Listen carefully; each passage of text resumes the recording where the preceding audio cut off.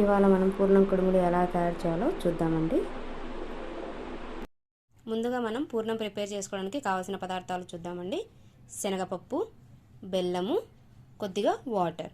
So ఇక్కడ మనం బెల్లం బదులు చక్కెర అయినా యూజ్ చేసుకోవచ్చండి. నేను ఇక్కడ బెల్లాన్ని యూజ్ చేస్తున్నా, ఎందుకంటే ఇది చాలా హెల్దీ కాబట్టి.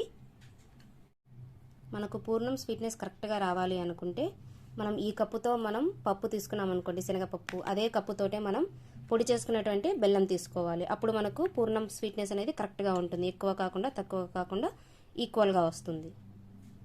ముందుగా శనగపప్పుని కుక్కర్లోకి తీసుకొని అందులో వాటర్ యాడ్ చేసుకొని ఒక 4 to 5 విజిల్స్ వచ్చే వరకు ఉడికించుకోవాలండి. అలా మెత్తగా ఉడికించుకున్నటువంటి పప్పుకి మెత్తగా పొడి చేసుకున్నటువంటి బెల్లంని యాడ్ చేసుకొని పూర్తిగా మెల్ట్ అయినంత వరకు కలపాలి. శనగపప్పు ఉడికేలోపు మనం కుడుములకు కావాల్సిన పిండి తయారు చేసుకుందామండి. సో దీనికి కావాల్సింది వచ్చేసి గోధుమ పిండి, పేనీరవ్వ, నెయ్యి లేదా నూనె అయినా యూజ్ చేసుకోవచ్చండి, సాల్ట్ మరియు వాటర్. ఇలా బాగా ఉడికించుకున్నటువంటి శనగపప్పుకు మెత్తగా పొడి చేసుకున్నటువంటి బెల్లాన్ని వేసి బాగా కలపాలి. ఇప్పుడు మనం బాగా కలిపినటువంటి ఈ మిశ్రమాన్ని మిక్సీ జారు లేదంటే గ్రైండర్ జనరల్గా యూజ్ చేసేటువంటి కాకుండా పాతకాలం మన పెద్దవాళ్ళు ఉపయోగించేటటువంటి రుబ్బు రోల్ సహాయంతో పూర్ణం ఎలా ప్రిపేర్ చేసుకోవాలో చూద్దాము.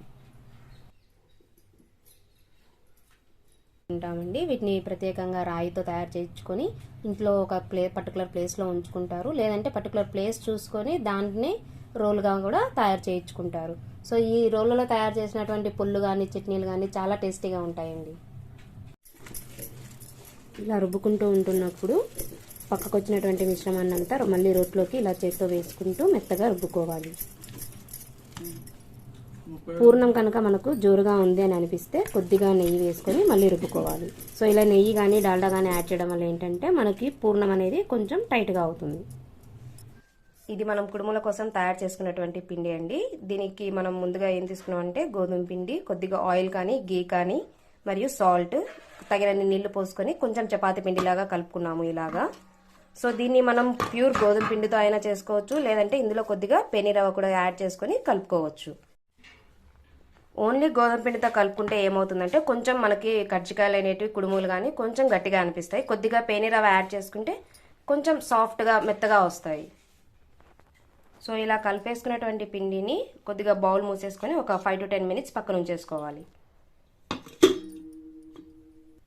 సో ఇలా మనం మూసేసుకొని ఒక 5 to 10 minutes పక్కన ఉంచుకోవడం వల్ల పిండి కొంచెం మెత్తబడుతుంది, సాఫ్ట్గా వస్తాయి. మనం 10 నిమిషాలు నానబెట్టుకున్నాం కదా, ఈ పిండిని ఒకసారి తీసి చూద్దాము. సో 10 నిమిషాలు నానాక పిండి బాగా మెత్తగా అయిందండి. ఇప్పుడు మళ్ళీ ఒకసారి పిండి మొత్తాన్ని ఒకసారి బాగా ప్రెస్ చేసుకుందాము.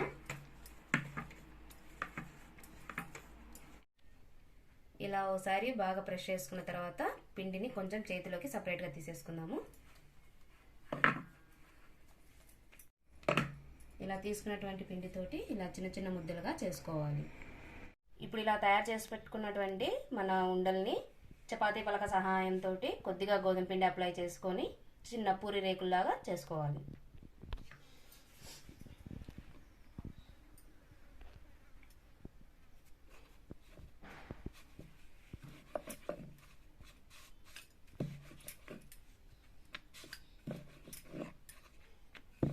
మరీ ఎక్కువ పలుచగా కూడా రుద్దకూడదండి.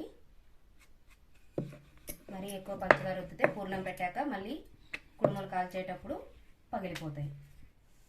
ఇలా తయారు చేసుకున్నటువంటి పూరి రేకులను కొద్దిగా వాటర్ అప్లై చేసుకొని పూర్ణం పెట్టేసుకొని సీల్ చేసుకుందాము.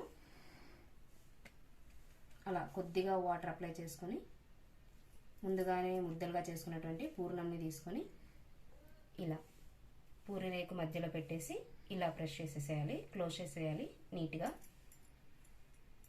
సో టైట్ సీల్ చేసేయాలి ఇక్కడ.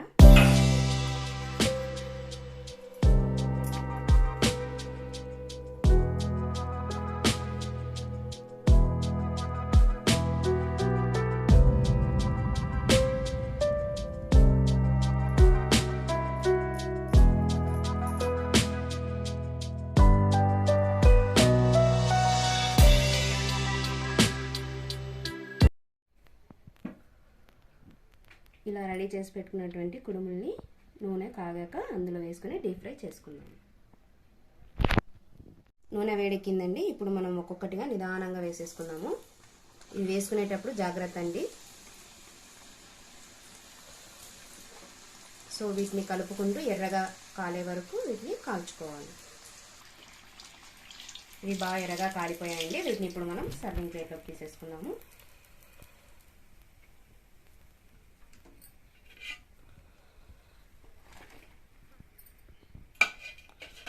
అంతేనండి, ఎంతో రుచికరమైనటువంటి వేడి వేడి పూర్ణ కుడుములు తయారైపోయాయి.